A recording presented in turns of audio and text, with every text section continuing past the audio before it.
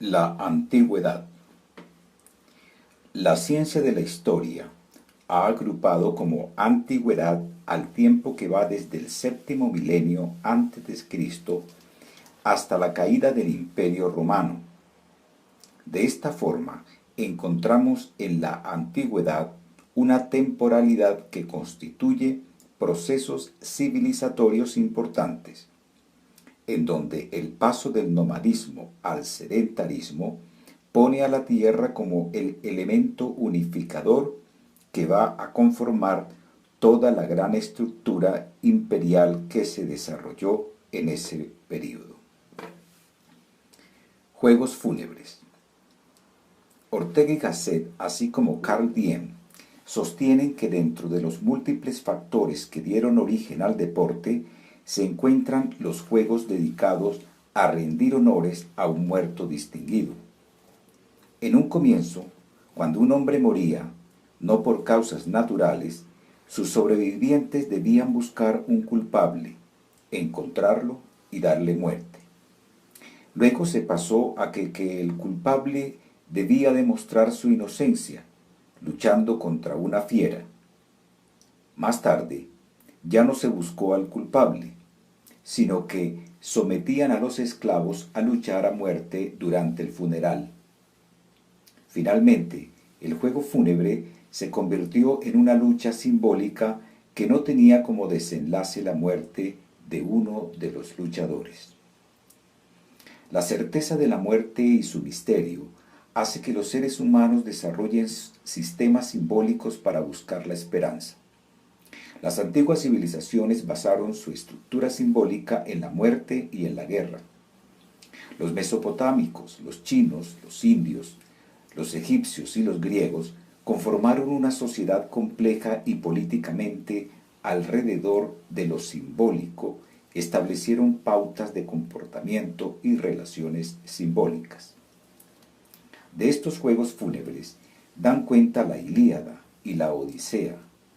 En el canto 23 de la Ilíada, Homero relata que el general Aquiles organizó unas competencias de carrera pedestres de carros tirados por 2 o 4 caballos, pugilato, lucha, lanzamiento de peso, disco y jabalina, salto de longitud, tiro con arco y carrera con armadura, en honor a su medio hermano, el general Patroclo, que murió en una de las batallas durante la guerra de Troya. Estos juegos son antecesores de los juegos de lucha con espada de los romanos y de los juegos rituales olímpicos a los cuales nos referiremos más adelante. Juegos de guerra.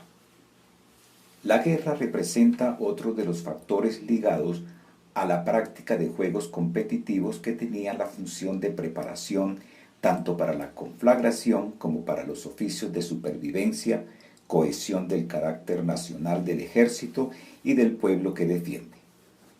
En las antiguas civilizaciones como la mesopotámica, caracterizada por permanentes luchas entre los núcleos de la ciudad, los soldados no tenían al tiempo disponible para actividades que no fueran guerrera.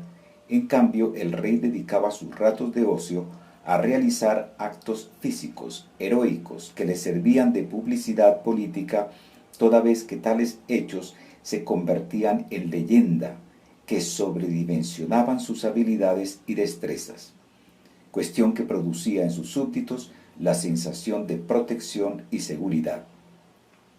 Las demostraciones heroicas reales también se dieron en Egipto. Aquí el faraón luchaba contra animales salvajes delante de los generales de su ejército con el fin de demostrar su valentía, fortaleza y poderío. Sin embargo, tales luchas no le era permitida al ejército y por tanto se dedicaban a observar los juegos acrobáticos, luchas, combates, náuticos, el salto del toro que ejecutaban jóvenes pagados por el faraón. Los egipcios conocieron competencias de levantamiento de saco de arena, carreras pedestres, carreras a caballo, lucha con bastones, caza con boomerang, actividades que no estaban permitidas a los soldados, sacerdotes y al pueblo. El poderío naval. El poderío naval que tuvieron los cretenses logró que los pueblos vecinos tributaran sus mejores muchachos para que se dedicaran a los rituales del culto al toro, siendo este el juego que más cita como juego sagrado vinculado a la espiritualidad de guerreros y cazadores. Los juegos rituales. Los pueblos prehelénicos conservaron la práctica competitiva de supervivencia, guerrera y fúnebre, que realizaron con mayor o menor intensidad en ciertas épocas hasta que fueron reorganizados y restaurados por el rey Ifito. Este, ante las continuas guerras y las pestes que azotaron al Peloponeso, consultó al oráculo en el santuario de Delfos. En respuesta, los dioses le ordenaron recuperar unos antiguos juegos que serían realizados en la ciudad de Olimpia, declarada ciudad sagrada, y protegidos por una tregua sagrada que pactarían las ciudades. En este sentido, los juegos proceden de un origen divino y es voluntad de los dioses que los hombres compitieran en estos juegos con el fin de obtener la paz y la salud. Bajo estos principios, como voluntad de los dioses, se desarrollaron en toda Grecia los Juegos Panhelénicos, que constaron de competiciones o agones atléticos, gimnásticos, hípicos y culturales, celebrados en Olimpia y en la polis y en otras polis como Corintio, Delfos y en el valle de Ifli, con un hondo contenido ritual y como tal, es decir, como paganos. Fueron suspendidos en el siglo IV cuando el emperador Teodosio los prohibió en el año 393. El juego espectáculo. El pueblo etrusco aportó el elemento lúdico al desenvolvimiento del juego competitivo. Este pueblo, que se había asentado en la península itálica y que alcanzó su mayor desarrollo hacia el siglo VI a.C., gustaba ver competiciones en los funerales a los esclavos en certámenes atléticos, hípicos y luctatorios. Vale la pena resaltar que las luchas podían ser entre dos esclavos, entre un esclavo y una fiera. Ambos casos, la lucha era muerte. Y para el segundo caso, el luchador era atado por ambos lados, excepto por una mano, quedando en desventaja frente a su contraparte bestial, de tal modo que la muerte era segura para el perdedor fijo. En la época de la fundación de Roma, el rey etrusco Tarquino el Viejo introdujo los ludi en el valle de Murcia, donde más tarde se constituyó un colosal edificio dedicado a estos juegos, con una capacidad de 500.000 personas de pie o 350.000 sentados en las graderías.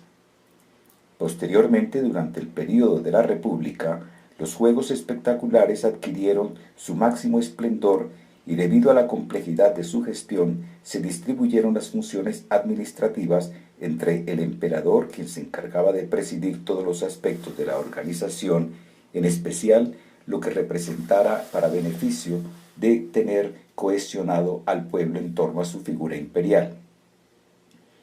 Los senadores se hacían cargo del financiamiento de las festividades lúdicas, que cada vez fueron más masivas y frecuentes, y los ediles se hacían cargo de la gestión operativa. El pueblo romano asistía masivamente a los espectáculos de gladiadores, venaciones, naumaquias y las carreras hípicas. Estos eventos propiciaban el enfrentamiento entre el pueblo, que quería más días de fiesta, contra el César, que debía decidir si les daba más de lo que ellos pedían. Por otro lado, las graderías se enfrentaban en unos que asumían el color verde imperial que identificaba a un auriga y el otro que se aliaban al color azul imperial de otro auriga. Como podemos ver, el deporte moderno le debe a Roma ese rasgo de espectáculo masivo y la cruda división en facciones que se producen entre la masa de espectadores que alienta a uno u otro equipo. La censura cristiana a la brutalidad y crudeza de los juegos y espectáculos romanos, así como y la prohibición que el emperador Teodosio hizo de los Juegos Olímpicos antiguos, los afectó hasta tal punto que la sociedad occidental logró despreciarlos completamente. Juegos de pelota. Nos permitimos afirmar que la pelota es sin duda el instrumento más propicio para el juego, y los juegos de pelota son los más cercanos al juego deportivo. Así lo pensó Unamuno, así lo practicó gran parte de la antigüedad, y así lo juegan o lo observan una interesante porción de la humanidad. Y aunque sea un artefacto que solo sirva para el juego, representa un elemento simbólico de lucha, confrontación y de guerra. Su imaginación, creación y fabricación es equiparable a la invención de la rueda, e incluso su concepción pudo haber sido anterior a ella. Se tiene información en el año 1400 a.C., los egipcios jugaban con una pelota fabricada con papiro, caña, marfil, arcilla o madera. Los antiguos soldados orientales emplearon la pelota rellena de juncos como un elemento de juego preparatorio para la guerra y el entrenamiento para la tolerancia del dolor. La palabra española pelota proviene del latín pile, con que se le designaba en Roma, y su sinónimo esférico proviene de la palabra griega esferike. Los médicos griegos vieron en este objeto un elemento propio para la gimnasia, en tanto que los romanos la emplearon para todo tipo de juegos en pareja, en tríos o un grupo contra otro. Uno de los juegos de pelota que logró mantenerse vigente a lo largo de la antigüedad fue el harpasto, que no era otra cosa que un combate cuerpo a cuerpo entre dos facciones de una legión romana con el objetivo de disputar la pelota al grupo contrario y llevarla victoriosos al propio campo. Este juego representa el pensamiento romano que invadía territorios, disputaba riquezas de los pueblos y regresaban triunfantes con el botín de guerra.